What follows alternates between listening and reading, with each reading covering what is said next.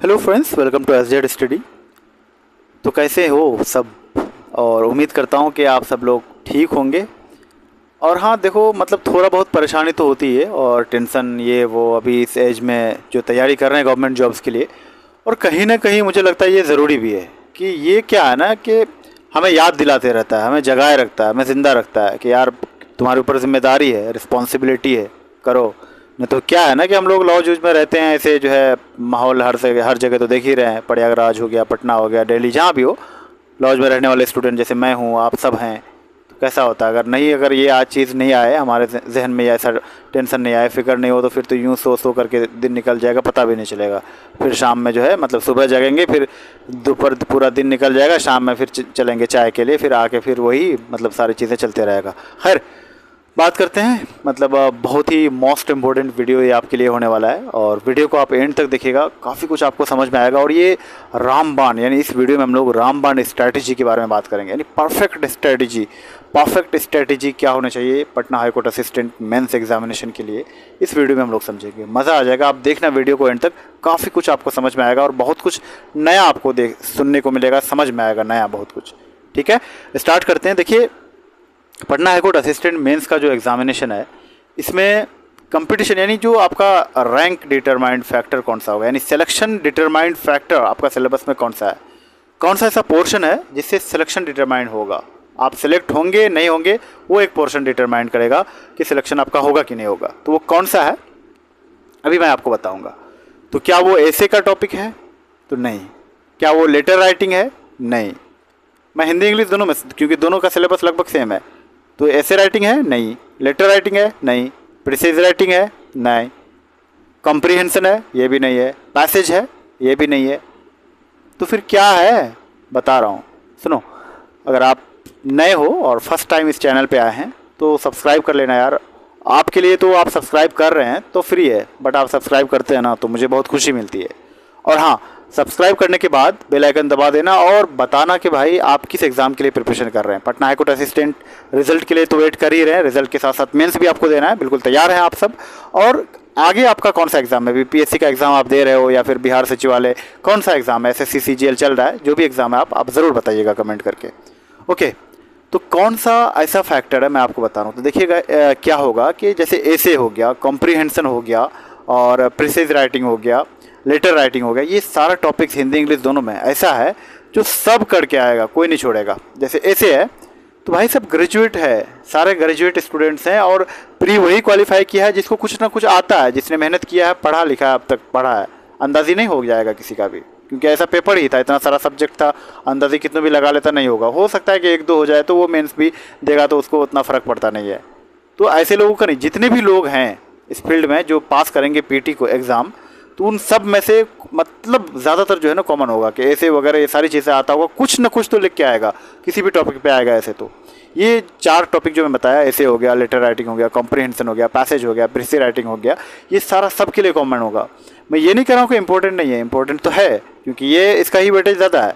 लेकिन इसमें जो सिलेक्शन को डिटरमाइन करेगा ना, वो फैक्टर आपका ग्रामर वाला पोर्शन एंड इडियम्स, फ्रेजेज, और हिंदी में आपका पर्यायवाची हो गया, विलोम शब्द हो गया, एक शब्द के लिए अनेक शब्द हो गया, मुहावरे हो गया, ये सारा है, क्योंकि इसको सेंटेंस फॉर्मेट में आपको देगा। और ग्रामर मिस्टेक्स ये सब जो होता है, जैसे नरेशन का क्वेश्चन पूछ दिया, तो एमसीक्यू बेस्ड एग्जाम में क्या होता है कि ऑप्शन होता है, हम ऑप्शन देख करके टिक कर लेते हैं, पता चल जाता है कि यहाँ पे ये लगेगा, ये लगेगा, ऐसे ऐसे हम वहाँ पता कर लेते हैं। बट इस पे तो ऑप्शन होगा नहीं, हमें लिख के बताना है, हमें लिख के आंसर, मतलब आंसर लिखना है, क्वेश्चन दिया हुआ है आंसर लिखना है, तो भाई मुश्किल होगा, प्रैक्टिस नहीं होगा, अगर नहीं आएगा तो नहीं लिख पाएंगे, और आ गया और आ रहा है तो वो उसका एग्जैक्ट नंबर मिलेगा, नहीं तो फिर आप पीछे हो जाएंगे, है ना। तो ये आपका सिलेक्शन डिटरमाइंड फैक्टर है। कौन कौन सा? मैंने ग्रामर का जो सेक्शन लिया और जो वकैब्स वाला सेक्शन है, जैसे इडियम्स, फ्रेजेज, ये सारी चीज़ें। अब एक एक टॉपिक को कैसे तैयार करेंगे मैं आपको बता रहा हूँ। एक पहली चीज़ आपको मैं बता रहा हूँ कि देखिए, अगर आपका बीपीएससी का एग्ज़ाम है ना, तो आपको टाइम मैनेज करना होगा। जैसे मैं 69th बीपीएससी देने जा रहा हूँ, तो यहाँ पे मेरे पीछे आपको अभी एक बोर्ड दिख रहा होगा। ये बोर्ड जो है, ये मैं क्यों लगा रखा हूँ, इसमें कुछ लिखा हुआ भी है।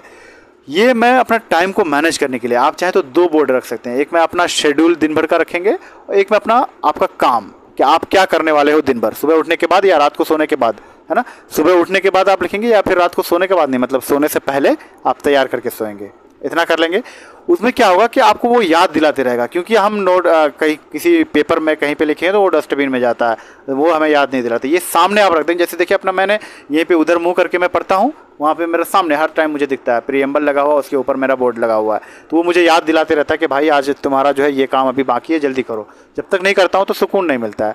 और हम लॉज में रहते हैं, आप भी रहते होंगे, और अगर आपको हॉस्टल का खाना वगैरह मिल रहा है या फिर मेस है तो फिर ठीक है, मुझे तो बनाना पड़ रहा है, बना रहा हूँ भाई, खाना बनाता हूँ, खाता हूँ। परेशानी होती है, बहुत सारी चीज़ें मैनेज करना होता है, उतना अफोर्ड नहीं कर सकते हम कि सारी चीज़ें बाहर से हो जाए, होटल से ऑर्डर करके खाना मंगा ले, उतना अफोर्ड नहीं कर सकते हैं। खैर, तो ये सब जो करेंगे ना, आगे जो एग्ज़ाम है आपका बीपीएससी का, वो टाइम आप मैनेज कर पाएंगे। 1 से 2 घंटा या 2 से 2 घंटा, मतलब मैक्सिमम 2 घंटा, आप उससे कम भी देंगे तो चलेगा, जब तक रिजल्ट ना जाए पटना हाई कोर्ट के लिए। तो 2 घंटा मैक्सिमम, मिनिमम 1 से मतलब 1-1.5 घंटा 2 घंटा तक आप टाइम दे सकते हैं। अब इसमें करना क्या है, तो देखो मैं कुछ सोर्सेज आपको बता रहा हूँ। जैसे सबसे पहले ऐसे के लिए मैंने पहले भी आपको बताया था, ये आप देख पा रहे हैं एडिटोरिया का जो है नोट्स है, ऐसे के लिए ये इंग्लिश वाला नोट्स है, और सेम हिंदी के लिए, क्योंकि हिंदी का भी हमें पढ़ना है, 60-40 का रेशियो है, तो हिंदी को भी हम इग्नोर नहीं कर सकते। ये वाला ऐसे आप पढ़ लेंगे इसको। और इसको कैसे पढ़ना मैं आपको बता रहा हूँ, इसको रटना नहीं है, रट के कुछ नहीं होता है। आप ना एक ओवरव्यू ले लीजिएगा, ओवरव्यू क्या मतलब, पढ़ लीजिएगा, और एक आइडिया मतलब आपको आना चाहिए कि जैसे फ्लड इन बिहार है तो क्या क्या वहाँ हो सकता है, क्या क्या की पॉइंट्स हो सकता है जिस पे आप लिखेंगे। बाकी तो आपको लिख के प्रैक्टिस हो ही जाएगा, तो कुछ आइडिया ले लेना है। और कुछ जो बातें हैं, कुछ डेटा, क्योंकि ये अपडेटेड है, अभी जो है इस पर करंट अफेयर्स वगैरह का भी क्वेश्चन है, तो ये अपडेटेड है, तो यहाँ से कुछ आइडियाज़ ले लेना, की पॉइंट्स नोट्स बना सकते हैं आप, और आपको वो जहन में रखना है। ठीक है, पहला काम हो गया। इसका देख लेंगे, आप पूरा याद नहीं कीजिएगा, याद कीजिएगा तो वो फंसेगा नहीं, फिर आप लिख नहीं पाएंगे अगर याद करने लग जाइएगा तो। आइडियाज़ लेना है, यहाँ पे 22 लगभग 22 एसेज हैं इस पर, और हिंदी में भी ऐसा ही होगा, तो ऐसे के लिए ये काम हो गया। ठीक है, उसके बाद जो है प्रेसी राइटिंग हो गया, लेटर राइटिंग, इसके लिए आप प्रैक्टिस कर सकते हैं, मतलब यूट्यूब से हो या फिर आपके पास जो भी सोर्सेज है। पहले किरण पब्लिकेशन का एक बुक आया था मार्केट में, आपने अगर ले लिया है तो ठीक है, अभी भी शायद अवेलेबल होगा, किसी न किसी शॉप में मिल जाएगा पटना में यहाँ पे, तो आप जाके वो ले लीजिएगा। उसमें सारा फॉर्मेट दिया हुआ पूरा एकदम टेस्ट सीरीज की तरह, या फिर कहीं से भी आपको मिल रहा है तो एक लेटर, क्योंकि बहुत ही बेसिक है लेटर, फॉर्मल इनफॉर्मल है ना, तो वो एक लेटर पूछेगा ही, मतलब फॉर्मेट सेम रहेगा। अगर एक बार फॉर्मेट समझ गए तो बाकी टॉपिक क्या पूछा जा रहा है, किसके बारे में ऐसे हमको लेटर हमको पूछ रहा है, वो थोड़ा सा समझना होगा। बाकी ऐसे लिखेंगे ना, ये सारा फॉर्मेट आपका तैयार हो जाएगा, मतलब लिखने का जो वे है ना वो आपका डेवलप हो जाएगा। ये ठीक लेटर राइटिंग हो गया, और ऐसे हो गया। आप कॉम्प्रीहेंशन, पैसेज, ये सारी चीज़ें, पैसेज तो वैसे भी हो जाता है। अब देखो ईडियम्स वाला जो सेक्शन है इंग्लिश में, अगर याद नहीं रहा ना तो, क्योंकि सेंटेंस बनाने देगा वो नहीं कर पाएंगे। तो देखिए ये एसएससी का बुक है 2022 वाला, इसको पूरा करना नहीं है। इसमें से जो एडीएम्स वगैरह दिया हुआ ना, तो इसका आंसर नहीं है, मतलब एमसीक्यूज फॉर्मेट में और जो दिया है वो नहीं, इसका सॉल्यूशन, ये हिंदी मीडियम वाला है, सॉल्यूशन जो होगा ना, सॉल्यूशन में देखेंगे नीचे सेंटेंस के साथ समझाया हुआ है, इडियम्स को भी, वोकैब्स, एनोनियम्स, एंटोनियम्स सभी को सेंटेंस फॉर्मेट में बताया है। ठीक है, उतना कर लेंगे आप यहाँ से इडियम्स वगैरह। और सिर्फ एक साल के 2022 के जितने भी सीजीएल का एग्जाम हुआ है और सीएचएसएल का, यानी जितना पेपर हुआ है 2022 में सीजीएल का और सीएचएसएल का, हो जाएगा गाइस, टाइम नहीं लगेगा आपको, मैं बता रहा हूँ। आप कीजिए, एक दिन करके देखिए कितना कर पा रहे हैं आप। तो 2-3 बार अगर इसको कर लेंगे, वो एडियम्स, फ्रेजेज हो गया, वहाँ सेनोनियम्स, एंटोनियम्स, ये 4 टॉपिक अगर आप यहाँ से कर लेते हैं तो मोर देन सफिशिएंट हो जाएगा। उसके बाद हिंदी में भी सेम चीज़ है। तो ये पतली सी किताब है, ये मैं सजेस्ट नहीं करूँगा, क्योंकि ये मैंने पीटी के लिए पढ़ा था और इसमें बहुत ही आसान है, और ये काफ़ी पतली सी किताब है। इसमें जो मुहावरे वगैरह दिया हुआ है आप एक बार देख लेना अगर आपके पास है तो। इससे मोटी वाली जो आती है वो अगर आपके पास है, या फिर लूसेंट का जो आता है वो है, तो वो ज़्यादा बेहतर रहेगा। वहाँ से आप जो है पर्यायवाची हो गया, एक शब्द के लिए अनेक शब्द हो गया, मुहावरे हो गया, लोकोक्तियाँ, ये सारा आप कर लेंगे। ठीक है, यहाँ तक समझ गए। अब देखिए इन सभी चीज़ों के लिए अभी आपको क्या करना है, आप डेली एक ऐसे लिखिए, डेली एक ऐसे, और ये जो इडियम्स, फ्रेजेज, वो एक अनेक शब्दों के लिए एक शब्द, ये जो है, उसके बाद पर्यायवाची हो गया, और सानो, एंटो, ये सब कवर कीजिए। और ग्रामर वाला पोर्शन जो हो गया, वॉइस नरेशन थोड़ा बहुत देखिएगा, क्योंकि ये ज़रूरी है ज़्यादा। ऐसे वगैरह तो सब लिखेगा, और ऐसे में थोड़ा सा जो अगर आप बेहतर लिखेंगे तो जाहिर सी बात है मार्क्स तो थोड़ा ज़्यादा मिलेगा ही, बट ये आपके लिए ज़्यादा, अगर आपको याद नहीं होगा तो आप बना नहीं पाएंगे, सेंटेंस नहीं बना पाएंगे। थोड़ा सा भी मिस्टेक करेंगे, सही नहीं लिखेंगे, सेंटेंस का मीनिंग चेंज हो जाएगा, मीनिंग चेंज हुआ तो बिल्कुल भी नंबर नहीं मिलेगा, क्योंकि अगर 10 सेंटेंस पूछेगा तो 10 नंबर का होगा। ठीक है, 10 इडियम्स पूछा तो 10 नंबर का हो सकता है, वैसा ही पूछा जाएगा, तो फिर एक गलत हुआ तो डायरेक्टली आपका कट जाएगा नंबर, 1 नंबर, उसमें चांस नहीं है। तो मैंने लगभग सारा बता दिया है आपको।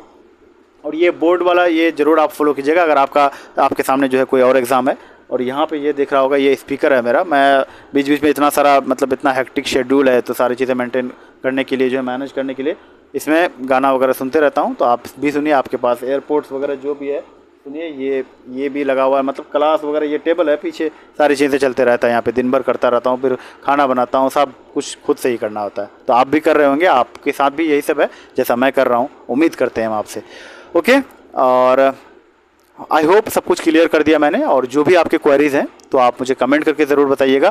और ये जो एडुटेरिया का नोट्स है, इसका PDF आपको चाहिए होगा शायद, अगर आपके वहाँ नहीं मिल रहा है। वैसे कोशिश कीजिएगा, अगर आप पटना में है या फिर कहीं भी है तो बुक स्टोर पे जाइएगा ना, तो ये मिल जाएगा आपको एडुटेरिया का, ठीक है, मिल जाएगा, क्योंकि यह पटना में अवेलेबल है। और पटना में भी कुछ स्टूडेंट को नहीं मिल रहा है, तो देखिए मैं बता दे रहा हूँ, पटना यूनिवर्सिटी के सामने जो भी बुक स्टोर है ना, स्टूडेंट बुक डिपो करके कोई होगा एक, जो जहाँ पे प्रिंटेड मटेरियल्स मिलता है सभी, विजन IAS हर अलग अलग कोचिंग का, जो वहीं पर आपको ये मिल जाएगा, ठीक है, वहाँ जाके आप ले लीजिएगा। बाकी मैं कोशिश करूँगा PDF बना करके टेलीग्राम पे अपलोड कर दूँगा इसको।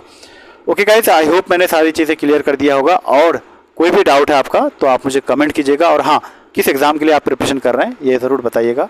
और कैसा लगा वीडियो बताना आपको कमेंट करके। और हाँ भाई, अगर आप यहाँ तक देख लिए हैं तो आपसे रिक्वेस्ट है कि सब्सक्राइब ज़रूर कीजिएगा, बेल आइकन को भी प्रेस कर लीजिएगा, ताकि आप सब्सक्राइब करते हैं तो हमें काफ़ी खुशी होती है। अगर आप बेल आइकन भी दबा देंगे तो मैं जो भी वीडियो अपलोड करूँगा वो आप तक पहुँच जाएगा। ओके गाइस, आई होप आपको पसंद आया होगा। मिलते हैं अगले वीडियो में। Thanks for watching.